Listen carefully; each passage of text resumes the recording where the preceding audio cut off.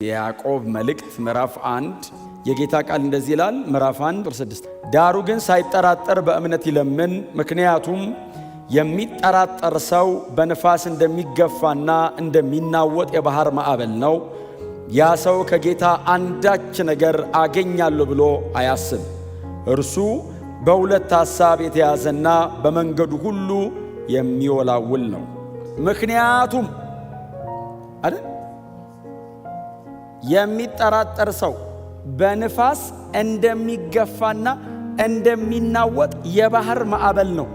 ባህር ላይ ያለች መርከብ ነው አይደለም የሚለው ማዕበሉ ራሱ ነው። አንድ ሰው ለሚለው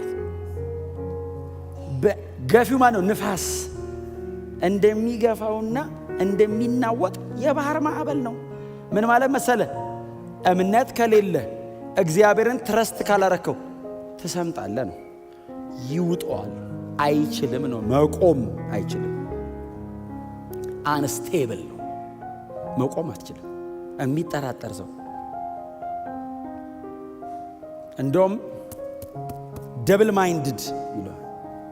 ደብል ማይንድድ የሚጠራጠር ሰው ማለት እኮ እንደሱ ማለት ነው። ሁለት ነፍስ ያለው ማለት ነው። ለሰማይም ለምድርም ሁለት ነፍስ ያለው፣ ለምድሩን ያለው ለሰማዩ እግዚአብሔር አለ የሚል፣ ለመሬቱ ቶ ቴክኒኩን ለኔ ቶ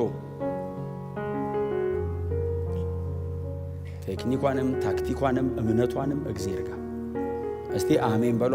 እውነቴን ነው የምላችሁ። በጣም ብልጣቱ እግዚአብሔር ላይ ነው እያልኳቸው ያሉት እንጂ ሞኙ ነው እያልኩ አይደለም። ልባሙ ግን እግዚአብሔር ላይ አይደለም። እግዚአብሔር ላይ በጣም ሊጠበቡ የሞከሩ ሰዎች አሉ መጽሐፍ ቅዱስ ላይ። 20 ዓመት እንዲሁ አይደል ያቃጠለው ያዕቆብ። 14 ዓመት የለፋው እኮ ራሔልን ለማግባት ነው አይደል? ራሔልን አገባው ሲል ሊያን ከሱ የባሰ እናቴ እሳት ነው ላባ። እኛ ሀገር በቀን ሚስት አይሰጥም በሌሊት ነው የሚሰጠው አሉ። በሌሊት ነው አለና ከዛ ሊያን ከዛ ጠዋት ነው ያዕቆብ ሲል ሊያ ናት። እንዴ ምን ማለት ነው ሲል እና ትልቋ የለች ትንሿ ልሰጥ ነው እንዴ? ደሞዙን ግልብጥብጥ አደረገው። አይ ከእግዚአብሔር ጋር አለስማማስ። ደብል ማይንድ ነው። የአባቱን ኪዳን በዚህ በኩል ደግሞ የራሱ መንገድ አለው።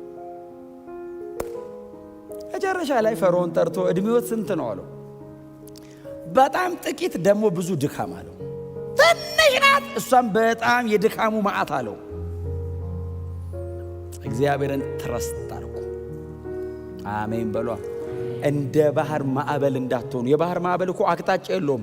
ወደዚህ ይሄዳል፣ ቀጥሎ ወደዛ ነው። እሱም አያውቀውም። ንፋሱ ነው የሚወዘውዘው። ሳትጠራጠሩ እግዚአብሔርን ለምኑ። ምክንያቱም የሚፈተነው እምነታችን ነው። የምናልፈው በመከራ ውስጥ ነው። እግዚአብሔር ጥበብ ይሰጠናል። እምነት በጣም መሰረታዊ ነገር ነው።